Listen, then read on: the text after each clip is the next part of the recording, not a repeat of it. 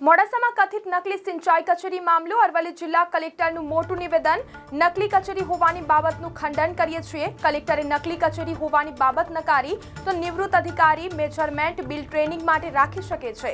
સિક્કાઓ મળ્યા એ તપાસનો વિષય છે તો જિલ્લા વિકાસ અધિકારીના અધ્યક્ષતામાં તપાસ થશે। તપાસ કમિટીની રચનાની પ્રક્રિયા હાથ ધરાઈ છે તો વર્તમાન ડેપ્યુટી કાર્યપાલક ઇજનેરના નિવેદન મળી ચૂક્યા છે।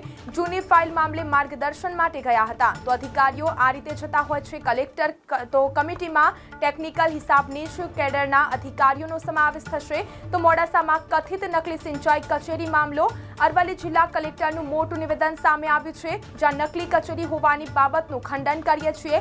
કલેક્ટરે નકલી કચેરી હોવાની બાબત નકારી નિવૃત્ત અધિકારી મેજરમેન્ટ બિલ ટ્રેનિંગ માટે રાખી શકે છે તો સિક્કાઓ મળ્યા એ તપાસનો વિષય છે। જિલ્લા વિકાસ અધિકારીના અધ્યક્ષતામાં તપાસ થશે। તપાસ કમિટીની રચનાની પ્રક્રિયા હાથ ધરાઈ છે। વર્તમાન ડેપ્યુટી કાર્યપાલક ઇજનેરના નિવેદન મળી ચૂક્યા છે।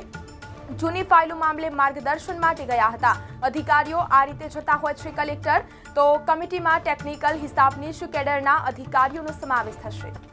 જ્યાં સુધી ફેક કચેરીનું કે નકલી કચેરીનું સવાલ છે એમને અમે પૂરી તરીકેથી ખંડન કરીએ છીએ કેમ કે નકલી કચેરીનું બાય ડેફિનેશન એ મતલબ છે કે એક પેરેલલ તંત્ર ચાલી રહ્યું છે જ્યાં લોકોની રજૂઆત પણ આવે, ત્યાંથી બિલ પાસ થઈ રહ્યા છે, વાઉચર મળી રહ્યા છે, યોજનાઓની ગ્રાન્ટ પાસ થઈ રહી છે।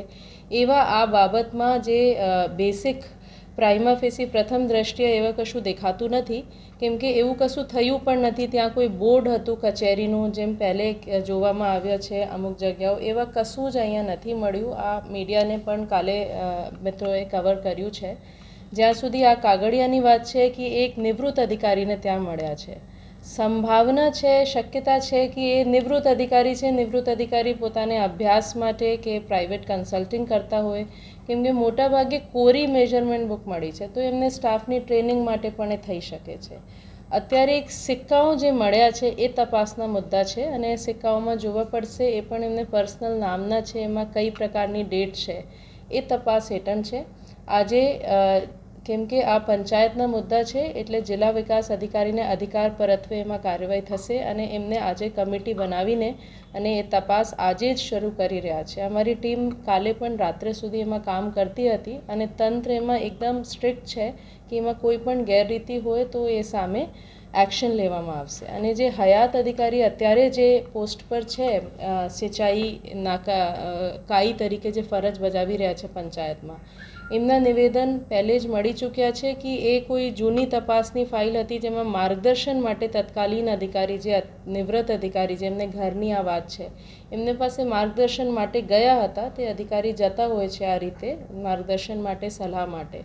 બાકી જે છે એ તપાસના મુદ્દા છે અને તંત્ર એમાં તપાસ કરી રહ્યા છે, આપને અપડેટ કરવામાં આવશે।